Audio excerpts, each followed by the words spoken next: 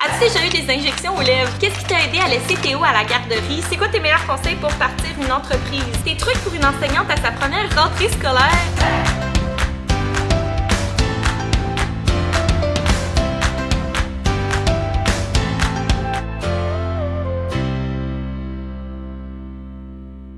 Salut tout le monde, j'espère que ça va bien. Aujourd'hui, on est déjà à la moitié du vlogtobre. Donc, j'avais besoin d'une petite pause de vlog. Théo est malade en plus aujourd'hui, là, il a comme vomi en tout cas. Il allait vraiment pas bien.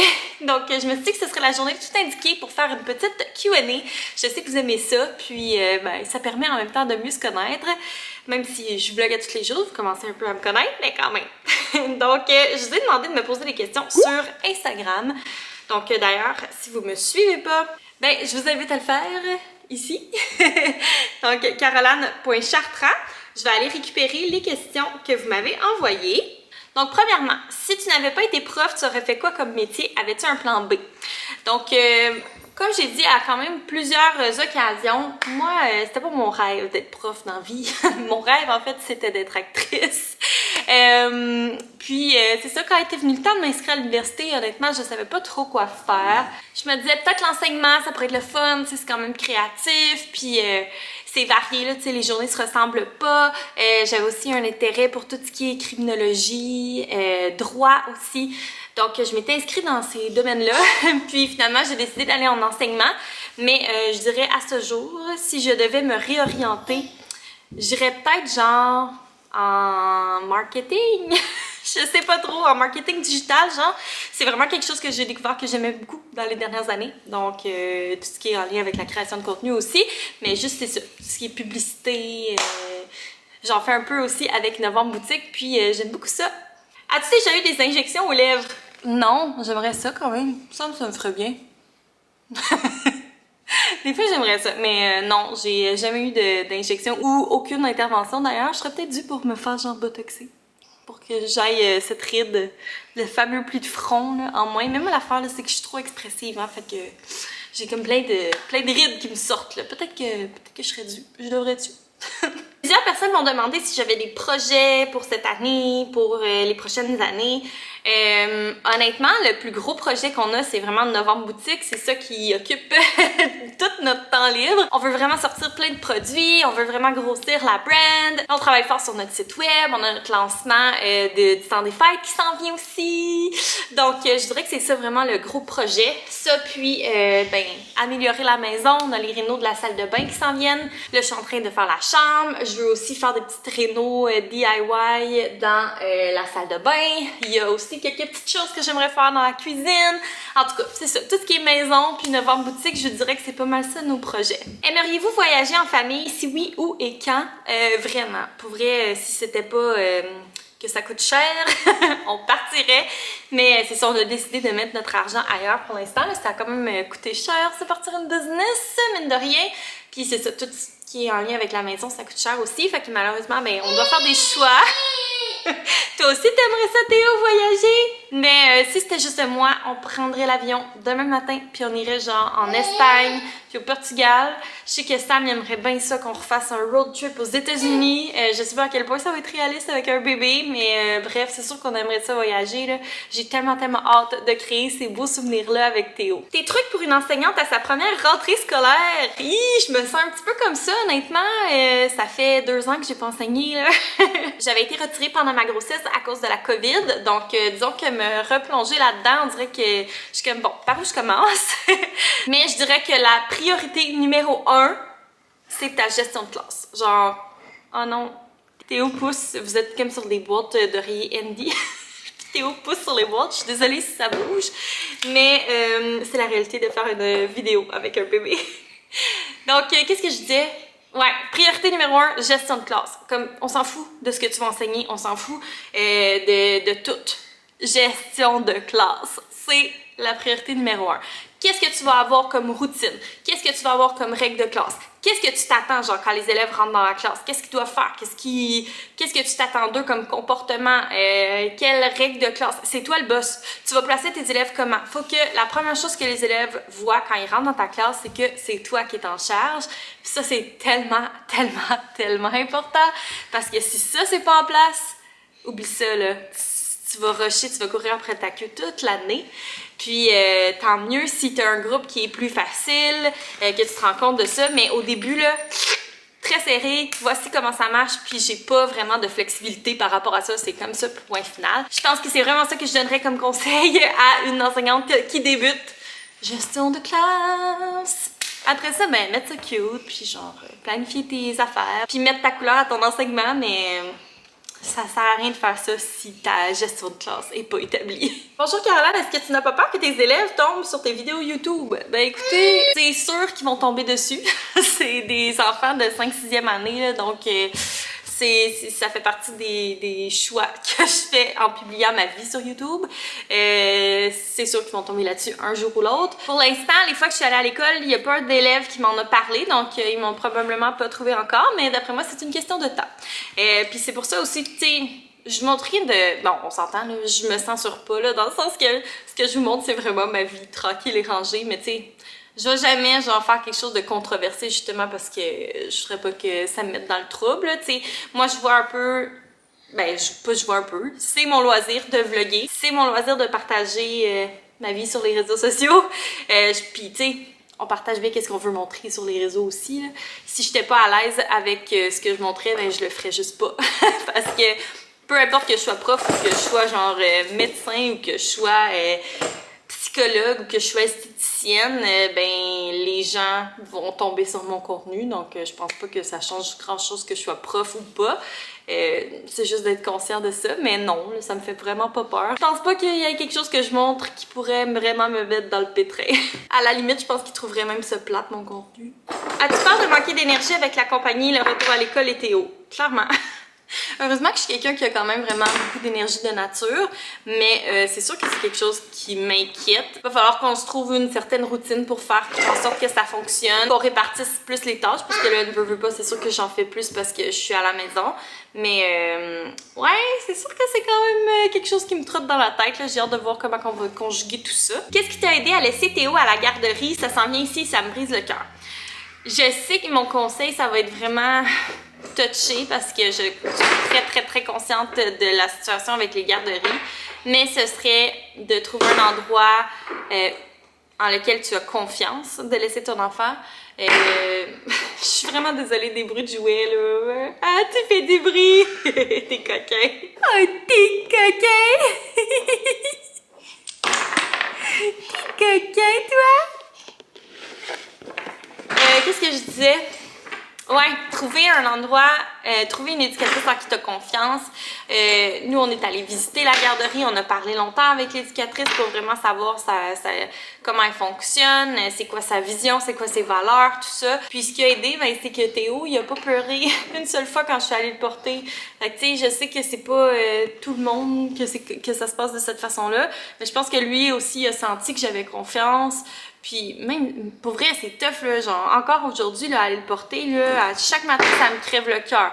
Mais, il est content, il tend les bras, tu sais, je sais que ça se passe bien. Je vais aussi vraiment à mon rythme, là. Ça fait depuis la mi-août qu'il est en intégration. On est rendu au mois d'octobre. Puis il va encore quelques heures seulement. Là, il va falloir que je commence tranquillement à ce qu'il y aille plus, vu que je commence à travailler bientôt.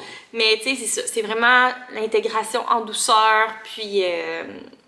tu sais, se fier à son enfant, c'est sûr que si ton enfant, il s'accroche à toi, il hurle, il pleure, ouais, ça en dit long, je pense. Mais, tu sais, moi, c'est pas mon cas, là. Pour vrai, ça se passe vraiment bien avec Théo, il tend les bras, il est content, puis quand je reviens le chercher, tu sais, il est content de me voir, puis je sais qu'il est bien, donc c'est ça. Mais c'est vraiment dur, bonne chance. Plusieurs personnes m'ont demandé bébé 2, est-ce qu'on veut des bébés rapprochés, blablabla. Comme je l'ai dit plusieurs fois, oui, on aimerait ça avoir d'autres enfants. Oui, on aimerait ça qu'ils soient rapprochés, mais on n'a pas toujours le contrôle là-dessus dans la vie. Hein? Donc, oups! Théo, tu fais bouger ma caméra! Tu veux venir sur maman? Oh my god! Donc c'est ça, on n'a pas toujours le contrôle là-dessus, donc on a décidé de se mettre moins de pression, de pas être autant à cheval, tu sais, à faire des tests d'ovulation, puis il faut faire ça là, puis genre devenir complètement fou, puis que ce soit une corvée. On go with the flow, on a notre beau petit garçon d'amour, qu'on aime plus que tout. Puis bébé 2 arrivera quand il arrivera, s'il arrive. S'il arrive pas, ben ça sera ça. Ou donc, c'est la vie. Hein? Je pense qu'il faut vraiment pas prendre ça pour acquis, avoir un enfant. Tant mieux pour les gens que c'est vraiment facile, puis ou même qu'ils tombent enceintes, puis que c'était même pas prévu, puis qu'ils sont tellement fertiles, puis que bref. Mais c'est vraiment pas le cas de tout le monde, donc je pense que c'est vraiment une question qui est touchée, puis je la reçois vraiment souvent, fait que je me dis... je me remets dans ma position où j'étais quand je voulais absolument avoir Théodore, que ça faisait genre 5-6 mois qu'on essayait, puis que ça marchait pas, puis que je recevais cette question-là. Ça tournait le couteau un peu dans la plaie. C'est pas mon cas en ce moment, puis c'est vraiment pas pour être genre moralisatrice comme ça. Mais juste faites attention à vos questions des fois, mais oui, on aimerait savoir un autre bébé, comme je l'ai dit plusieurs fois. Je sonne-tu bête un peu quand je dis ça? En tout cas, c'est vraiment pas ça mon intention, là. C'est quoi tes meilleurs conseils pour partir une entreprise? En ce moment, je vous dirais visibilité. Pour que ça fonctionne, surtout au début, je pense que c'est important d'avoir une belle visibilité. Donc, je vous dirais de focusser sur tout ce qui est marketing, réseaux sociaux, tout ça. Je pense que ça fait vraiment une différence pour le début. De pas avoir peur aussi d'investir. Parce que nous, pour vrai, au début, là, on achetait juste la cochonnerie parce qu'on voulait pas investir. Puis ça fait que nos machines nous causaient plus de tort que de bien, dans le sens que ça brisait tout le temps. C'était pas efficace, on avait full perte. Donc bref, c'est ça, investir. Si vous avez besoin de machine, prendre le temps d'acheter quelque chose de qualité qui va vous toffer dans le temps et non juste comme... Parce que si vous partez une entreprise, logiquement, vous comptez faire ça un petit bout. En tout cas, moi, c'est comme ça que je le vois. Là. Si genre, je compte abandonner après un lancement, je me partirai pas en affaires parce que ça coûte énormément d'argent. Ça demande énormément de temps, fait que je pense que ça vaut pas la peine si vous n'êtes pas sérieux.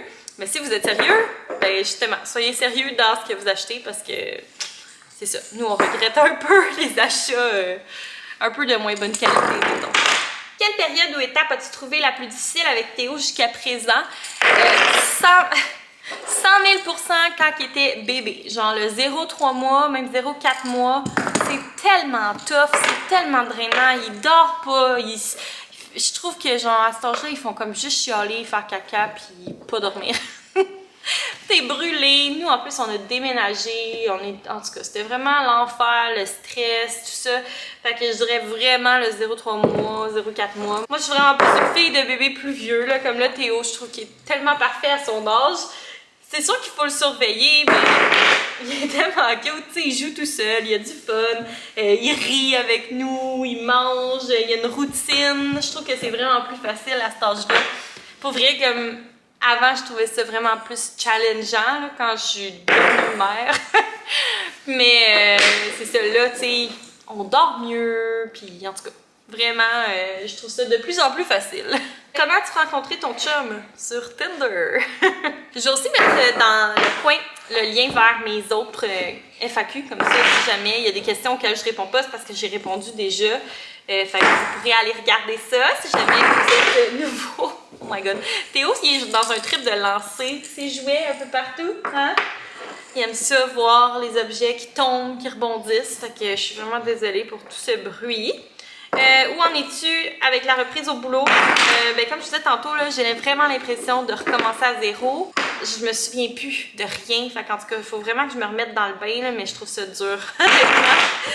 Ouais, on dirait que je suis comme pas tant motivée. J'ai comme le goût de continuer à faire de la création de contenu. J'ai le goût de continuer mon vlogtube. J'ai le goût de continuer, tu sais, tout ça. On dirait... J'ai goût d'être encore à la maison pis tout ça, fait que je vis un peu dans le déni. Même si j'ai hâte, tu sais, à chaque fois que je vais voir mes élèves, j'ai hâte. D'ailleurs, je suis allée aujourd'hui, là, c'était la photo de classe, puis tu sais, je sais que ça va être le fun, puis que quand je vais être dedans, tu sais, ça va se faire tout seul, mais là, pour l'instant, je suis comme un peu en anticipation de tout ça. Souhaites-tu prochainement arrêter l'enseignement complètement? Dans combien de temps aimerais-tu pouvoir vivre des réseaux sociaux? Bon, c'est venu quand même quelques fois. J'aimerais ça, honnêtement, mon plus grand rêve, professionnellement parlant, ce serait de seulement vivre des réseaux sociaux et de notre compagnie Novembre Boutique. Donc, c'est sûr que si ça arrive, ben, je souhaite vraiment que ça arrive, puis je mets tous les efforts pour, puis c'est ça, on travaille vraiment, vraiment fort. pour que ça puisse arriver. Dans combien de temps, je sais pas. On dirait que je me dis, réalistiquement, si on a un autre bébé, ben là, je serai en congé de maternité possiblement l'année prochaine, ou genre l'autre. Puis, tu sais, après ça, pendant le congé de maternité, ben je travaillerai encore vraiment fort sur mes réseaux, un peu comme j'ai fait là. Fait que je me dis peut-être qu'après, je pourrais vivre de ça, je sais pas. Tu sais, en même temps, on verra où la vie nous mène. Peut-être que demain, YouTube et Instagram vont shut down. Je l'espère pas. My God, ma vie serait foutue. Je sais pas qu'est-ce que je ferais de ma vie. Mais c'est sûr que c'est un souhait là, que je caresse. Même si je suis très heureuse dans ma carrière d'enseignante. C'est pas que je suis malheureuse, mais c'est juste que vivre de sa passion, c'est genre le rêve. Comment fais-tu pour être toujours aussi motivée, fonceuse et productive? C'est une belle façade! Je suis pas toujours motivée, fonceuse et... Non, ben, je suis quand même souvent motivée et fonceuse et productive. Je pense que c'est dans ma nature d'être comme ça, mais je suis aussi bonne pour remettre à plus tard. Là, on va se dire les vraies affaires. Quand ça me tente pas, je suis bonne pour remettre ça plus tard. Quand ça me stresse, je suis bonne pour remettre ça plus tard. Mais je suis quand même quelqu'un qui a naturellement beaucoup d'énergie et beaucoup de projets et qui aime ça s'en mettre beaucoup sur les épaules. Donc, ouais. Je sais pas trop quoi dire. On dirait que c'est une réponse un peu poche. J'ai reçu vraiment plein d'autres questions, mais pour vrai, j'ai l'impression que le vlog va durer beaucoup trop longtemps, puis je veux pas vous retenir trop longtemps parce que je sais que ça fait beaucoup de vidéos à regarder. Donc, je vais mettre fin à la FAQ tout de suite. Merci beaucoup à ceux qui ont envoyé des questions. C'est tout le temps agréable là, de vous répondre. Je pense que c'est aussi des vidéos que vous aimez. Donc, c'est sûr que sans questions, ben, je peux pas faire cette vidéo-là. N'oubliez pas de laisser un thumbs up à la vidéo si jamais vous êtes content du vlog top jusqu'à maintenant, si vous êtes content des concours, si vous trouvez que c'est le fun que je partage, parce que c'est ça, ça me prend beaucoup de temps, ça me prend beaucoup d'énergie. J'adore ça, mais c'est sûr que de voir les thumbs up, les beaux commentaires, ben, ça me donne encore plus envie de continuer. Donc sur ce, je vais vous souhaiter une belle journée. N'oubliez pas de vous abonner, puis on se dit à demain! Bye!